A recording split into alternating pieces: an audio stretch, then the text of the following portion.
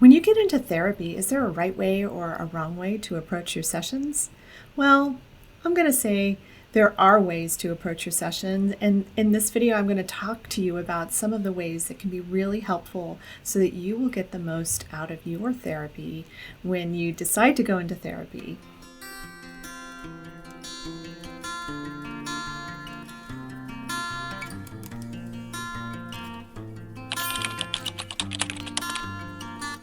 I'm Dr. Meg Haworth. I'm a transpersonal psychologist, holistic nutritional chef, and best-selling author of Get Well Now, Healing Yourself with Food and the Power of the Mind.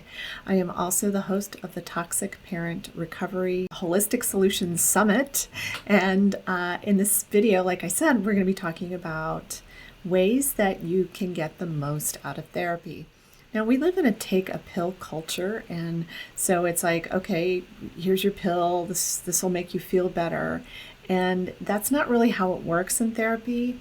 A lot of people will show up to the therapy session, they'll do their 1 hour, and then that's really it. And they don't really do a whole lot during the week.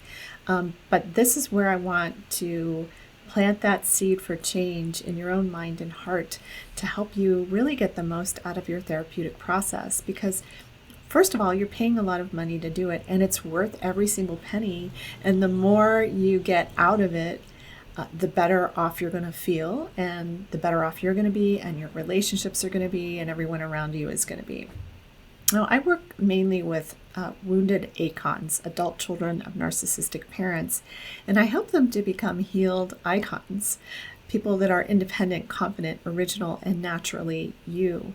So my therapeutic process is very specific. This can apply to any therapeutic process that you go through. I think it's really important to understand that when you do start working with a therapist, that you have a lot of say in how that therapeutic session goes, that it's not just them doing everything for you, it's you participating in the process. It's extremely important that you're a part of it. And a lot of that just comes from your dedication to your own healing, to wanting to get better, to better yourself, to make a better life for yourself, to have better relationships, better relationship to finances, a better relationships to people you work with, or the person closest to you, your significant other, or your children, or your parents.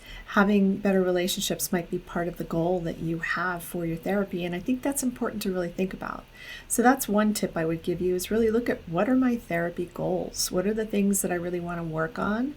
What's important to me? Do I want to work on my self-esteem? Do I want to work on my financial situation? Do I want to work on my relationship with my spouse or my kids, or just with anybody? But more importantly, of course, the relationship with yourself is by and large the main reason to get into therapy, and to stay there and keep working until you feel like you're really strong inside of yourself. So first thing I would ask you to do when you do start your therapeutic process is get a journal.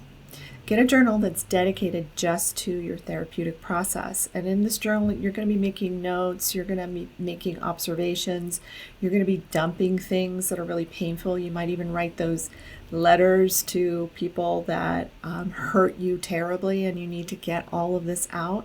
You may keep that in there, you may not want to keep it in there, you may want to just burn those after you write them. But at any rate, keeping a journal is a really important part of the process, because it helps you through your process. It helps you look back at your process. So you get to see where you came from, how far you have come in that process, and how much you've healed, and then what else do I need to work on? So it really helps you sort of organize the process that you're going through and track it. So it's a really important way to do that. Journaling, like I said, also, it helps you get stuff out, but that's not the only reason to journal. Another reason to journal is to also get your vision out. This is so important. I'm always saying to my clients, vision what you want to create for your life. What will it feel like when you no longer have that ulcer? Because I work with the physical body and how the physical body gets impacted by the emotional experience to a large degree in my practice. Really being thoughtful about your own emotional process, about your vision for your future and the feelings, how it's going to feel for you when you're free from that illness, or you're free from that relationship issue, or you're free from that perception. I mean, that's really an important piece of this, is that perception that is keeping you stuck in this one place that you haven't been able to break out of. Another thing that will really help you get the most out of your therapy is to pay attention between sessions. Pay attention to your dreams. Pay attention to synchronicities in your life. Pay attention to conversations coming your way, or people saying, 3 people recommended the same book to me.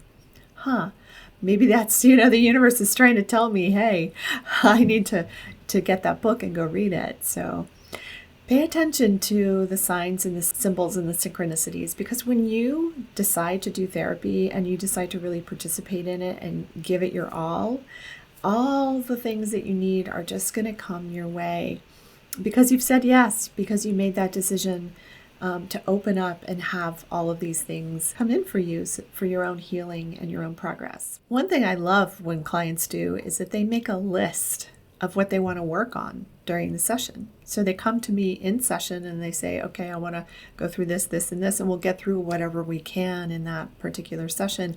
And what I often find is that those things that they put on their list are all intertwined.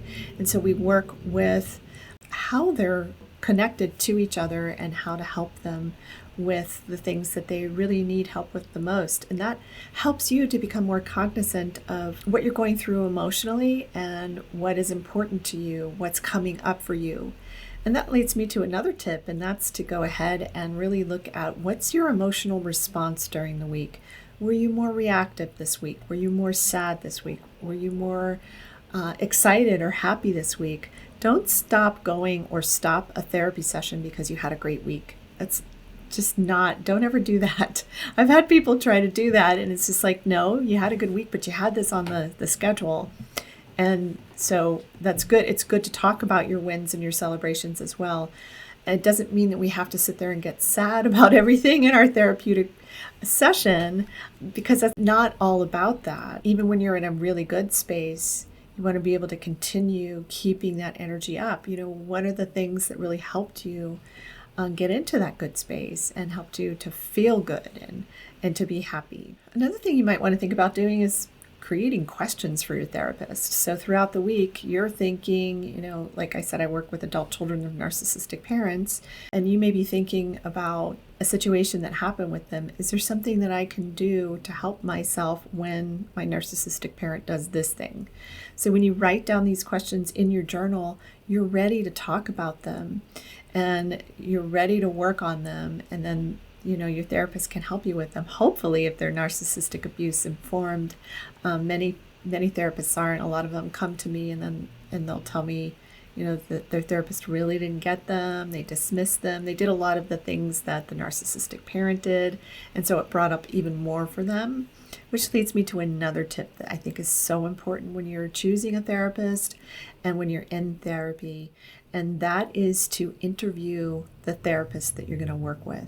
And if you feel like after you start working with a therapist that they're not a good fit, it's okay to end therapy and find somebody else that you think is a really good fit for you. Because not everybody's a good fit for everybody. But it's really important to find someone that you feel like gets you. They see you, they honor you, they trust you, or you trust them. They're not sitting in judgment of you. When they ask you questions, they're supportive questions that can help you be more introspective and be more thoughtful. And sometimes, they may be triggering and hard. Therapy can be very difficult. That's okay too. I'm not saying run at the first sign of difficulties in your therapy. Don't do that. But if you've done enough sessions, I'd say at least 6 sessions with somebody, and you're just like, this is just not going to work for me in any long-term kind of way, you can leave your therapeutic session. If you're getting a lot out of it, I don't suggest that you do that. It just may be hard, and that it's something you need to work through. I always encourage intuition and using your intuition to really help you just kind of guide where you'd like to go with your therapeutic process, and whether or not you feel like you really need to leave the therapist that you're with and find one that you think is a really good fit for you. So I hope that these solutions are really helping you so far. I got a couple of more for you, but before we get to that, I wanted to thank you so much for watching my channel. I have hundreds of videos on my channel now, and I'd love it if you'd go watch some of those videos.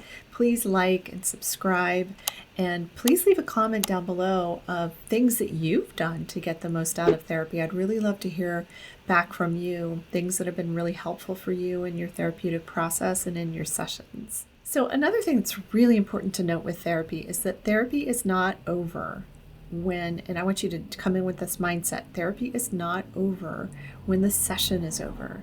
Therapy is an ongoing process, and that's something that you need to participate in to get the most out of your therapeutic process. So keeping that journal with you is a really great way to take down some notes, record some questions, because you might have a question randomly come up when you're in a board meeting or something, and pull out your journal and write that question down for your therapist. Write that question down for yourself that you feel like, hey, you know what, I really want to examine this thing a little bit more, and like it's a journal prompt for yourself. I want to examine this thing a little bit more in my own journaling experience. So again, just remember that therapy is an ongoing process, and it's a very important part of your healing and your growth and development. And a couple more tips for your journal, your therapy journal, is to write out things that, like I said, I was talking about visioning and how important it is to vision and then feel like, what does it feel like when you're free of this thing? What does your life look like and feel like when you're on the other side of this difficult thing that you're going through? But also using your journal as a place to write down requests from the universe or prayers, things that you are proud of yourself for, things that you're excited about yourself and about your life over. Those are really important things to note. Write down maybe every couple of months, maybe even every couple of weeks at first. You might want to write down, wow, I've come so far. How far have you come? Write down some specifics about, I've come so far in these first few weeks. When I went in, I was crying the entire session, and now I'm feeling so much more strong, and I have a lot of great tips and things that I'm applying in my life that are working. So, writing down those kinds of things are really important to do in your journal.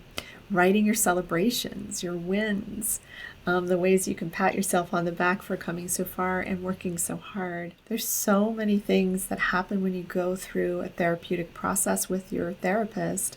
And it's important for you to really participate in that process as much as you possibly can. And I hope that this video has really helped you really think about, oh, wow, I could be doing that, I could be doing that, I could be doing that, I could add this to my therapy. And I hope that it's getting you really excited about being a co-creator with your therapist in your process of healing, because it's just such a powerful thing to do when you go through your therapeutic process. It's an empowering thing to do, and you can make it so much more empowering and powerful for you when you participate, when you make notes, when you ask questions, when you come up with lists, when you are really working with your therapist as a partner and a guide to help you heal.